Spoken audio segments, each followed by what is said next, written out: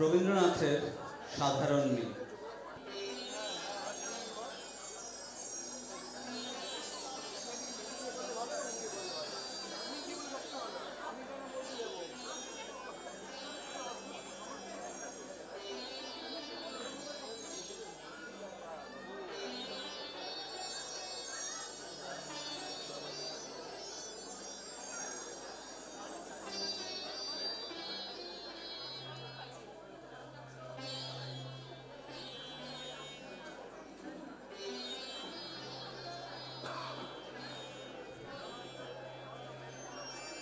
আমি অন্তঃপুরের মেয়ে, চিনবে না আমাকে। তোমার শেষ গল্পের বইটি পড়েছি শরৎবাবু, বাসি ফুলের মালা। তোমার নায়িকা এলোকেশের মরণ দশা ধরেছিল 35 বছর বয়সে। 25 বছর বয়সে সঙ্গী ছিল তার রেশারেশি। দেখলেন তুমি মহাদর্শনী বটে, জিতিয়ে দিলে তাকে।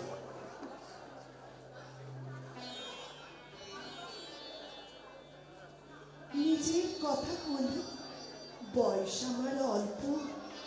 একজনের মন ছুঁয়েছিল আমার এই কাঁচা বয়সের মায়া। তাই ছেলে পুলক লাগতো আমার দেহে। ভুলে গেছিলাম অত্যন্ত সাধারণ মেয়ে। আমার মতো এমনও আছে হাজার হাজার মেয়ে, অল্প বয়সের মন্ত্র তাদের যৌবনে। তোমাকে দোহাই দিই, একটা সাধারণ মেয়ের গল্প লেখো তুমি। বড় দুঃখ তারও স্বভাবে গভীরে অসাধারণ যদি কিছু তলিয়ে থাকে কোথাও, কেমন করে প্রমাণ করবে সে? এমন কজন মেলে যারা তা ধরতে পারে? কাঁচা বয়সে জাদু লাগে ওদের চোখে, মন যায় না সত্যের খোঁজে। আর আমরা ফিরিয়ে যাই মরেছি কার দামে।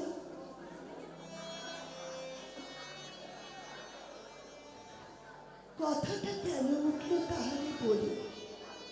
মনে করো তার নাম নরেশ। সে বলেছিল কেউ তার চোখে পড়েনি আমার মতো। এত বড় কথাটা বিশ্বাস করবো যে সাহস,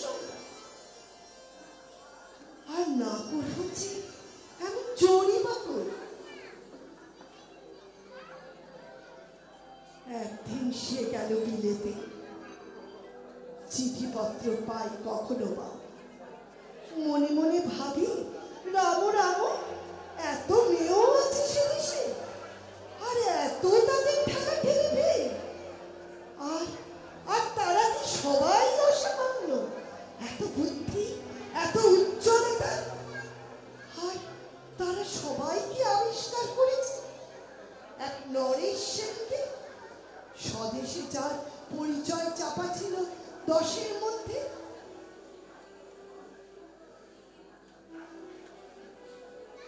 কেন মেলে চিঠিতে লিখেছে নিজের সঙ্গে গিয়েছিল সমুদ্রে নাইতে। বাঙালি কবি কবিতা কলাইন দিয়েছে তুলে, সেই যেখানে উর্বশী উঠেছে সমুদ্র থেকে। তারপরে বাড়ির পরে বসলো পাশাপাশি, সামনে দুলছে নীল সমুদ্রের ঢেউ, আকাশে ছড়ানো নির্মল সূর্যালো। নিজেটাকে খুব আস্তে আস্তে বললে, এই যে সেদিন তুমি এসেছো, 2 দিন পর যাবে চলে। ঝিলিকের 2টি খোলা, মাঝখানটুকু ভরা থাক একটা নিরেট অশ্রুবিন্দু দিয়ে। দুর্লভ মূল্যহীন কথা বলবার কি অসামান্য ভঙ্গি। আর সেই সঙ্গে নরেশ লিখেছে, কথাগুলো যদি বানানো হয় দোষ কি? কিন্তু চমৎকার হিরে বসানো সোনার ফুল, তা কি সত্য? তবুও কি সত্য নয়? বুঝতেই পারছো,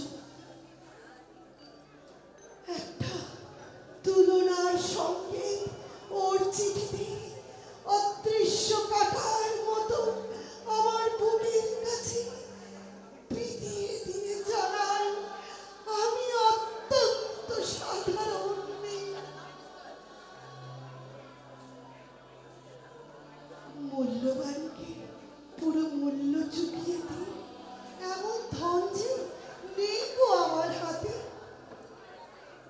ওগো, না হয় তাই হলো, না হয় ঋণী রইলাম চিরজীবন।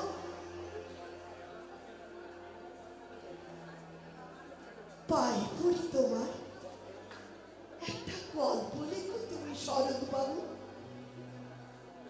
নিতান্তই সাধারণ মেয়ের গল্প, যে দুর্ভাগ্যকে দূরের থেকে পাল্লা দিতে হয় অন্তত ৫-৭ জন অসামান্যার সঙ্গে, অর্থাৎ ৭০ দিনের মার। বুঝে নিয়েছি আমার কপাল ভেঙেছে, হার হয়েছে আমার। কিন্তু তুমি যার কথা লিখবে তাকে জিতিয়ে দিও আমার হয়ে। পড়তে পড়তে বুক যেন ওঠে ফলে, ওই ফুলচন্দন পড়ো তোমার ওই কলমের মুখে।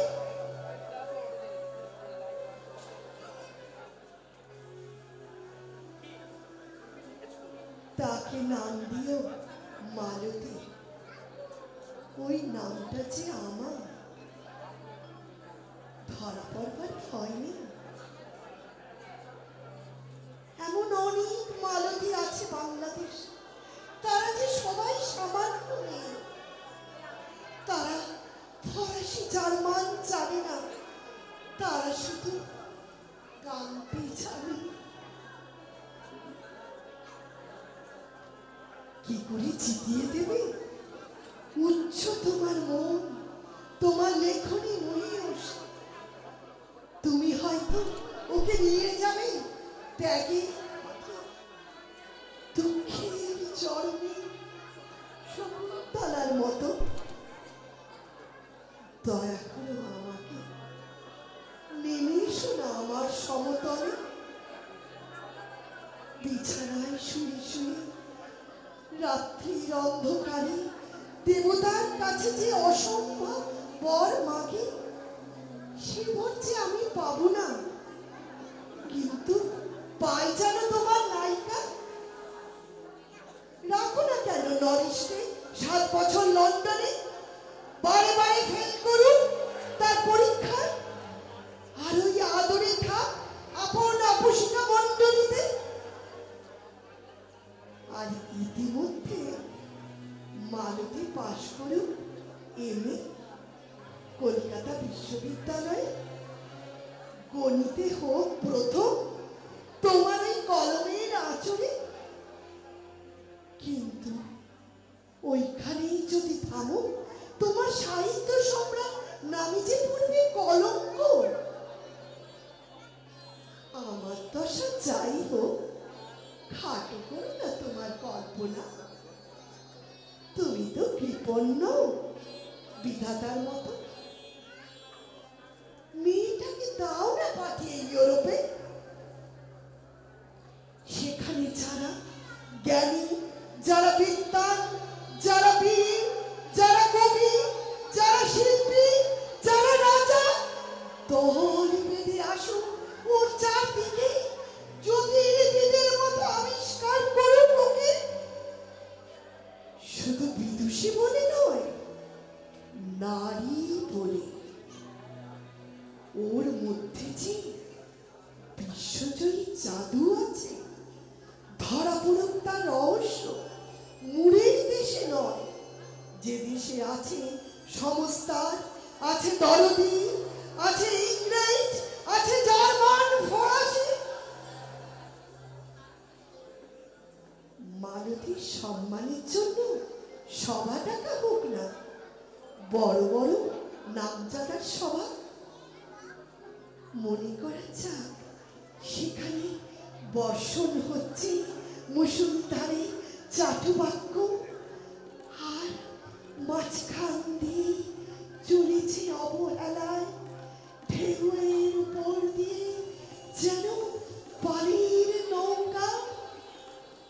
ওর চোখ দেখে ওরা করছে কানাকানি। সবাই বলছে ভারতবর্ষে সজল নেই, আর উজ্জ্বল রৌদ্র মিলেছে ওর মোহিনী দৃষ্টিতে। এইখানে জনান্তিকে বলে রাখি, সৃষ্টিকর্তার প্রসাদ সত্যই আছে আমার চোখে। সেটা বলতে হলো নিজের মুখে।